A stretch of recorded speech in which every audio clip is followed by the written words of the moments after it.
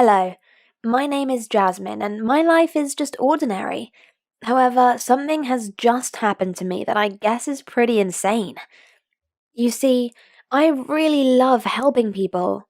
I think I get it from my mom. She's a pediatrician, and she's just the kindest, sweetest woman ever. Ever since I was a little girl, she said I should always put my feet in the other person's shoes, and that I should be kind to everyone. So that's just how it's always been, and it makes me happy. I like helping people. I volunteer in the library after school sometimes, and there's always this one girl in my class there. I never really see her with anyone. She's always alone, and for months I didn't want to disturb her because she seemed to be really into her reading, but eventually it just felt rude to ignore her like that, so I started trying to chat to her. The first time, she barely even looked at me, so I hurried off. Then the next time I managed to find out her name, which was Kate, and she still didn't look up. I felt a bit upset that she didn't want to become friends. After all, I was just being nice. I then saw her sitting alone one lunchtime, and I decided to just go sit with her. I plopped myself down on the seat opposite her and said, "Hi, Kate." She was twisting her spaghetti around and around on her fork, and she just looked so miserable. I couldn't figure it out. I decided to ask her outright what was wrong. She dropped her fork, looked up at me, and said, "I have cancer." I immediately burst out crying. I know my mum's a nurse, and so I should be used to hearing about people being sick, but Kate is so young, and I just felt so bad for her. She looked a bit shocked that I was crying, but I just went straight over to her and gave her the biggest hug.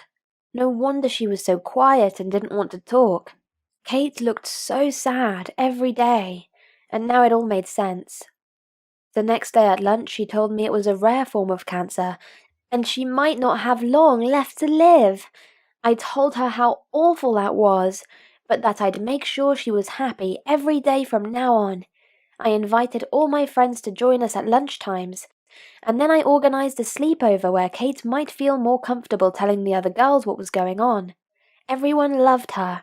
You wouldn't actually believe she was so sick, because she seemed so happy all of a sudden, and after a couple of weeks, she was so popular and everyone wanted to be her friend.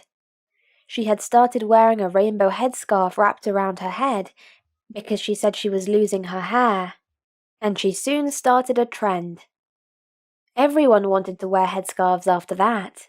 I did worry that people were only becoming friends with her because she was sick, but I knew that the kids in our class were good people and wouldn't do such a thing. Kate's birthday was coming up, and I decided to organize a surprise party for her at my house.